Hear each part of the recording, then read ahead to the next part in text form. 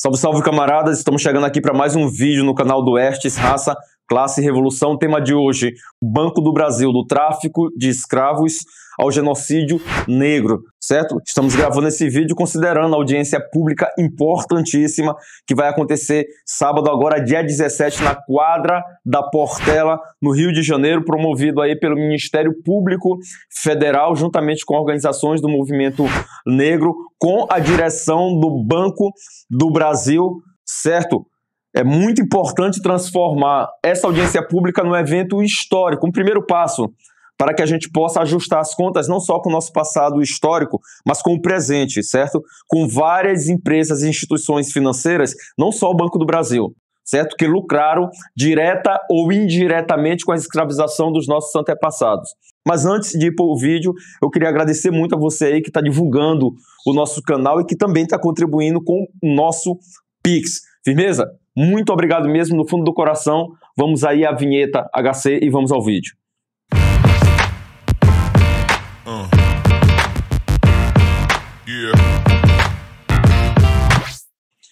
Então, camaradas, quando nós falamos de escravidão, de tráfico de escravos, nós estamos falando aqui só de estatísticas, de números frios, certo? Não estamos falando só de trabalhadores compulsório, de mercadorias, nós estamos falando de seres humanos. É muito importante a gente levar isso em consideração. De nações inteiras que foram destruídas, de famílias que foram desestruturadas, do sofrimento dos nossos antepassados no deslocamento do interior das nações africanas até o litoral. Muitos morriam, inclusive, no deslocamento, morriam aguardando os navios negreiros. Nós estamos falando do sofrimento do nosso antepassado nas torturas, nas senzalas, nos canaviais, nos cafezais, nas minas. Ou seja, quem financiou o tráfico de escravos e a escravidão financiou também o sofrimento dos nossos antepassados. E se a gente considerar que o Brasil foi o país que mais recebeu africanos na condição de escravizados e que entre a segunda metade do século XVIII e a primeira metade do século XIX foi justamente o período que mais entrou africano nessas condições no Brasil, e que o Banco do Brasil surge em 1808, que ele é fundado aqui no Brasil, certo? E uma das tarefas fundamentais desse banco era justamente o financiamento do tráfico de escravos e arrecadava impostos com a escravidão. É muito provável que o Banco do Brasil tenha sido a principal instituição financiadora do tráfico de escravos e da escravidão no mundo. Isso tem um peso muito grande. Assim como essa instituição também teve um peso muito grande na forma como se deu o processo de independência do Brasil. E quando nós falamos de um banco, dessa instituição, nós não estamos falando de uma instituição em abstrato, nós estamos falando das classes sociais que dominavam esses bancos.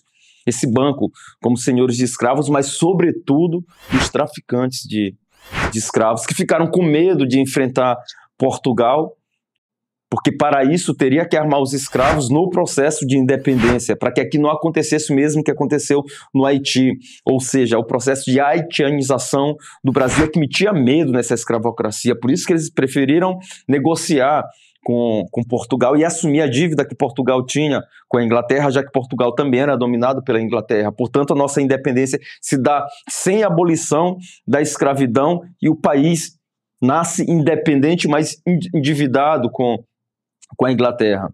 E para pagar essa dívida era necessário aumentar a produção. Para aumentar a produção tinha que ter mais escravos. E para ter mais escravos, tráfico de escravos.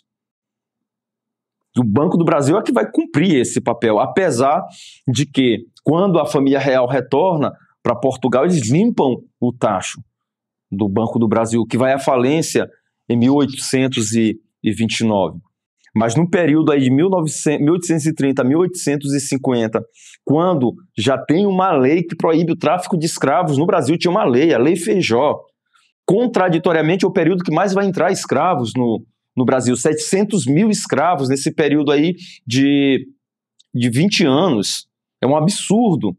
E surge um banco importante no Rio de Janeiro, que não era só a capital do Brasil, mas era a capital internacional do tráfico de escravos, que é o Banco Comercial do Rio de Janeiro. E que não à toa, quando o Banco do Brasil é refundado em 1853 pelo Barão de Mauá, E a maior parte dos acionistas do Banco do Brasil eram justamente traficantes de escravos, o que vai acontecer? O Banco do Brasil vai se fundir com o Banco Comercial do Rio de Janeiro. Ou seja, o Banco do Brasil é refundado pelo Barão de Mauá para lavar dinheiro advindo do contrabando de escravos, financiando agora os latifundiários. E ainda aceitava escravos como garantia desses empréstimos.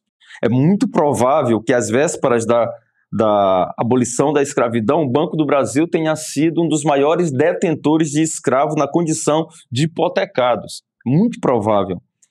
Mas a relação do Banco do Brasil com a tragédia negra não para aí. Quando estourou a guerra contra o Paraguai, que foi o maior genocídio da América Latina, o Banco do Brasil muda a sua função e passa a ser agora de financiador dessa guerra. E o que isso tem a ver com a questão negra? É porque na Guerra do Paraguai morreram aproximadamente 60 a 100 mil escravos. Os senhores de escravos que deveriam ir para a guerra, porque escravo sequer poderia ter acesso às armas, resolveram mandar os escravos nos seus lugares. Ali já expressa o projeto que a burguesia brasileira teria para os nossos antepassados no pós-abolição. E falando em abolição, que aconteceu em 1888, e a proclamação da República, que acontece no ano seguinte, vem o grande dilema na cabeça da burguesia escravocrata brasileira. Como explicar o subdesenvolvimento do nosso país?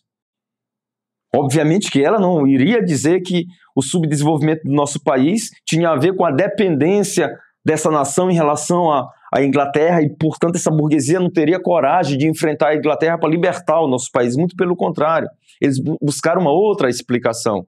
E a explicação do subdesenvolvimento do nosso país tinha a ver, segundo eles, com um grande contingente de negros e mestiços existentes aqui. E, portanto, para que o Brasil se transformasse numa nação civilizada, desenvolvida, tipo as europeias, tinha que se transformar num país de branco e, portanto, eliminar a população negra. Ou seja, nessa teoria, nesse discurso, vem embutido o projeto de nação que é um Brasil sem negros. E isso aconteceu de três formas centrais. Uma, sem nenhum tipo de políticas públicas para a população negra pós-abolição, sem acesso à terra, sem acesso ao trabalho, sem acesso a qualquer tipo de políticas públicas, saúde, educação e por aí vai. A segunda forma é a eliminação física, como fizeram em Canudos e como fizeram em Contestado, onde a maioria daquelas pessoas eram justamente ex-escravos e camponeses sem terra, portanto. E a terceira forma para acelerar esse processo de embranquecimento do Brasil era justamente financiar a imigração europeia. E um dos maiores financiadores da imigração europeia para o Brasil, para cumprir com esse papel de genocídio negro, de branquear o Brasil, foi justamente o Banco do Brasil. Banco do Brasil. Ou seja, foi a maior instituição de promoção do tráfico de escravos, do contrabando de escravos, da escravidão, da lavagem de dinheiro advindo do contrabando de escravos e também do genocídio negro, tanto na Guerra do Paraguai como no pós-abolição, com esse projeto que a burguesia brasileira tinha para o país. Aí pode vir a pergunta, e agora, mudou? Em nossa opinião, não. Não mudou, e muito pelo contrário. O Banco do Brasil continua sendo financiador do genocídio negro e nós vamos explicar o porquê disso. Ou seja, em nossa opinião, o Brasil já enfrentou aí 4 processos de genocídio negro. 3, nós estamos no 4º agora. A escravidão, a guerra contra o Paraguai, o projeto de nação pós-abolição e agora com a recolonização do Brasil. Quanto mais se aprofunda a recolonização do Brasil, mais se aprofunda o genocídio negro e o principal setor responsável pelo processo de recolonização do Brasil é justamente o agronegócio e o principal financiador do agronegócio é justamente o Banco do Brasil. Ou seja, o Banco do Brasil continua mantendo qualitativamente a sua linha histórica desde a sua fundação em 1808. Não houve mudança qualitativa. Para quem olha o processo de genocídio de maneira fragmentada, isolada, parece que o agronegócio não tem nada a ver, mas se você consegue perceber esse processo em sua totalidade, não só o agronegócio tem a ver, mas tem muito a ver.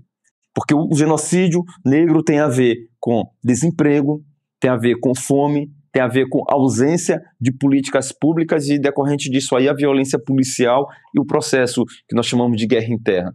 Quanto mais o agronegócio se expande pelo país, mais aumenta a situação de pobreza do nosso povo, mais aumenta a situação de fome do nosso povo, mais aumenta a situação de desemprego do nosso povo e aumenta a quantidade de trabalho escravos. Tudo isso sem contar com os assassinatos que têm crescido de maneira assustadora no campo à medida que o agronegócio se expande. Então não é possível que o Banco do Brasil vá continuar financiando o sofrimento e o genocídio do povo negro.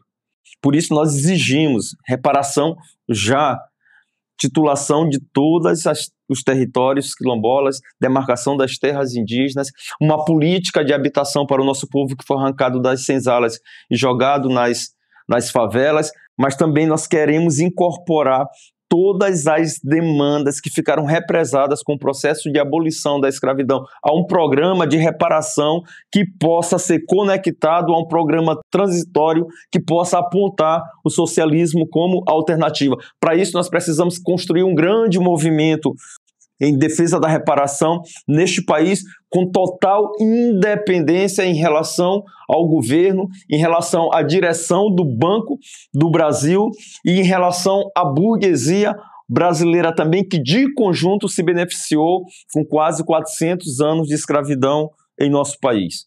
Então, camaradas, chegamos ao fim de mais um vídeo aqui em nosso canal. Espero que vocês tenham gostado. Por favor, divulguem aí os nossos vídeos, firmeza para fortalecer o nosso canal. E você que ainda não se inscreveu, por favor, inscreva-se em nosso canal. Não esqueça de acionar o sininho para receber as notificações sempre que tiver vídeo novo aqui em nosso canal, certo? Tamo junto. Até o próximo vídeo.